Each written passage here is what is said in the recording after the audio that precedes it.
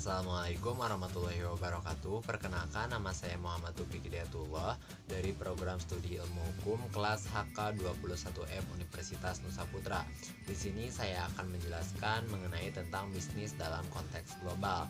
Tentunya tidak jauh dengan yang namanya proses globalisasi. Proses globalisasi adalah di mana ekonomi nasional dari beberapa negara atau sistem perdagangan dari negara-negara tersebut menjalin suatu hubungan, jadi saling menguntungkan dan saling menggantungkan. Jadi antara negara satu dengan negara lainnya itu saling menguntungkan satu sama lain dan saling membutuhkan satu sama lain. Contohnya yaitu neraca pembayaran internasional atau bisa disebut balance of payment adalah suatu catatan sistematis tentang seluruh transaksi ekonomi antara penduduk suatu negara dengan negara lainnya pada periode waktu tertentu, biasanya 1 tahun. Tentunya dari topik yang kita bahas tidak jauh dari teori.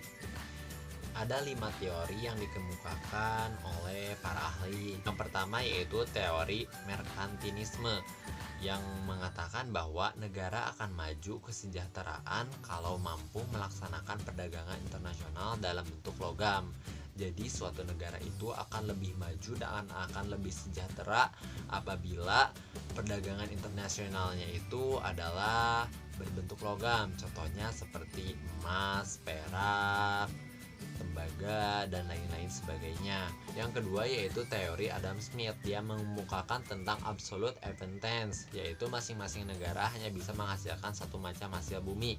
Contohnya seperti Indonesia hanya bisa menghasilkan kelapa sawit, Arab Saudi hanya bisa menghasilkan minyak bumi. Nah, itu yang dikemukakan oleh teori Adam Smith, bahwa negara itu hanya bisa menghasilkan satu produk macam hasil bumi. Tetapi teori yang ketiga yang dikemukakan oleh David Ricardo yaitu comparative advantage. Setiap negara mampu menghasilkan segala sesuatu, jadi secara kompetitif lebih efisien.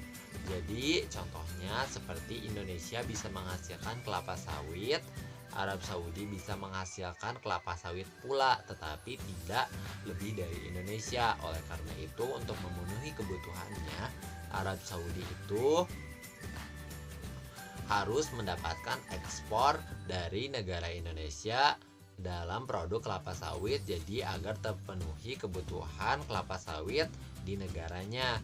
Begitu pula dengan Indonesia. Indonesia tidak menghasilkan begitu banyak tentang minyak bumi. Oleh karena itu Indonesia juga perlu ekspor dari negara Arab Saudi untuk memenuhi kebutuhan kehidupannya. Oleh karena itu lebih kompetitif dan lebih efisien.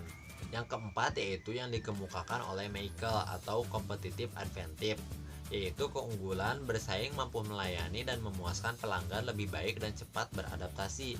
Jadi dia mengemukakan bahwa melayani pelanggan lebih baik akan sangat berdampak baik pula, karena seperti yang dikatakan bahwa pelanggan itu adalah seorang raja. Jadi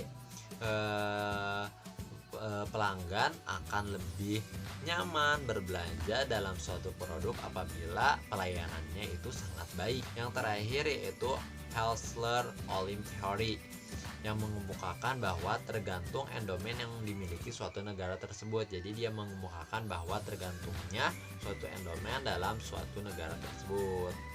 Mungkin itu saja yang dapat saya sampaikan. Semoga ilmunya bermanfaat. Wabillahi taufiq wal hidayah. Wassalamualaikum warahmatullahi wabarakatuh.